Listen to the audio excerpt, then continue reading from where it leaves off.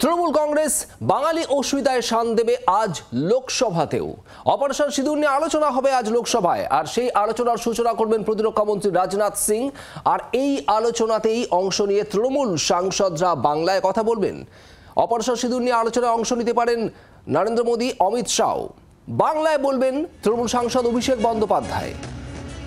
Operation সিঁদুর নিয়ে এই আলোচনায় প্রধানমন্ত্রী নরেন্দ্র মোদীকে জবাবি ভাষণ দেওয়ার দাবিও জানাচ্ছে বিরোধীরা।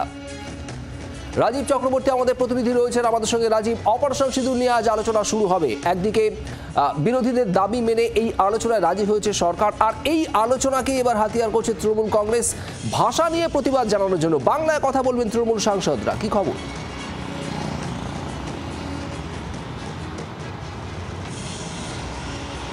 দেখো, অপারেশন সিঁদুর এবং এই পহেলগাঁও জঙ্গি হামলা নিয়ে আজকে বিরোধীদের দাবি মেনে লোকসভায় আলোচনা শুরু হচ্ছে। দুপুর 12টা নাগাদ এই আলোচনার সূচনা করবেন প্রতিরক্ষা মন্ত্রী রাজনাথ সিং।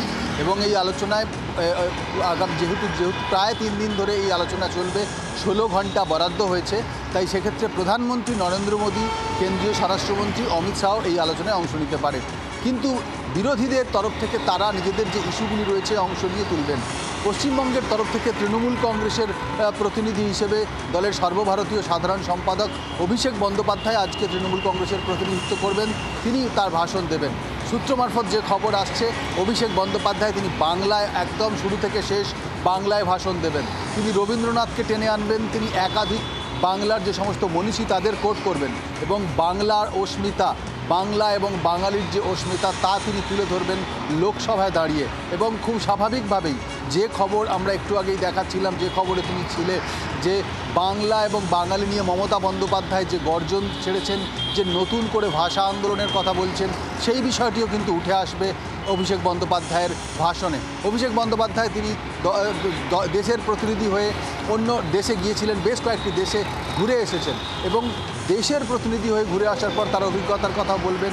বেশ কিছু প্রশ্ন উঠবে অপারেশন সিঁদুর নিয়ে, তা যেমন ঠিক, পাশাপাশি বাংলা এবং বাঙালি নিয়েও বেশ কিছু প্রশ্ন উঠবে। এবং তৃণমূল কংগ্রেসের তরফ থেকে আজকে প্রতীকীভাবে প্রতিবাদ করবার জন্যই কিন্তু আজকে আগাগোড়া বাংলায় বক্তব্য রাখবেন অভিষেক বন্দ্যোপাধ্যায়। লোকসভায় বাংলায় বক্তব্য রাখা যদিও নতুন নয়, এর আগে বহু রাজনৈতিক নেতা তারা বাংলায় বক্তব্য রেখেছেন, কিন্তু তৃণমূল ঘোষণা করেছে তারা বাংলায় বক্তব্য রাখবেন। এবং শুধুমাত্র অভিষেক বন্দ্যোপাধ্যায় নয়, তাঁর বলার পর অন্য অন্য নেতারা যারা সুযোগ পাবেন দলের পক্ষ থেকে, অর্থাৎ 16 ঘন্টার আলোচনায় যদি 90 মিনিট বা 1 ঘন্টা তৃণমূল কংগ্রেস পায়, তাহলে অভিষেক বন্দ্যোপাধ্যায় যে সময়টা বলবেন তারপর যে সময়টা বাকি থাকবে দলের নেতারা তারাও কিন্তু বাংলায় বলবেন। এবং সেক্ষেত্রে সরকারের ওপর তারা প্রতীকী একটা চাপ তৈরি করছেন এবং এই চাপ স্পষ্টতই বাংলা এবং বাঙালির অস্মিতাকে তুলে ধরবার জন্য। শুভদীপ, একেবারেই আমাদের নজর থাকবে আজ এই আলোচনা, সংসদের এই আলোচনার দিকে। রাজীব, ধন্যবাদ তোমাকে। বিজেপি সাংসদ সুকান্ত মজুমদারের বক্তব্য শোনাবো আপনাদের।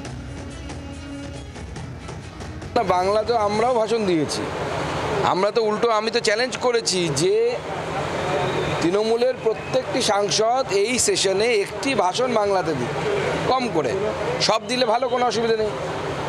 আমরাও চাইছি পশ্চিমবঙ্গের যারা বিজেপি সাংসদ আছে তারা একটি ভাষণ তারা বাংলায় দেবেন, দেখি আমাদের কতজন পারে আর ওনাদের কতজন পারেন। বাংলার আওয়াজ, বাঙালির আবেগ, জি 24 ঘন্টা।